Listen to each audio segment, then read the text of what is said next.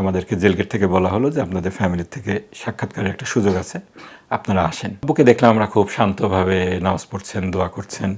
পাশে একটা বিড়াল বসেছিল, একেবারে পা ঘেঁষেই পশ্চিমমুখী হয়ে আব্বু বসেছিলেন, বিড়ালটাও পাশে বসেছিল। তো আমরা গেলাম, আব্বু বললেন যে তোমরা আসছো। আসলে একটু কান্না চলে আসে কথা বলতে গেলে, সরি।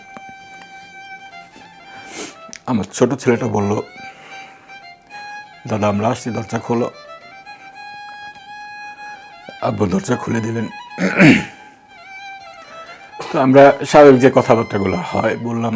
তো আমি বললাম, আব্বু তো কিছু করতে পারলাম না আমি তোমার জন্য।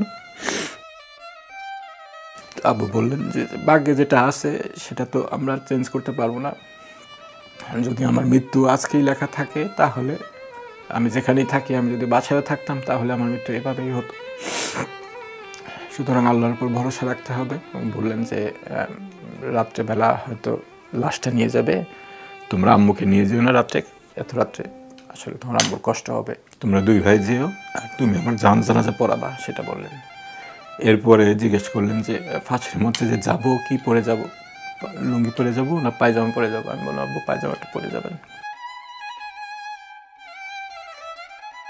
তো একটা খুব সিগনিফিকেন্ট কথা বলেছিলেন যে দোয়াতে, যে আল্লাহ যারা আমাকে এভাবে মিথ্যা অপবাদ দিল তাদেরকে তুমি হেদায়েত দান করো, আর যদি হেদায়েত তাদের নসিবে না থাকে তাহলে সত্যটাকে প্রতিষ্ঠিত করো।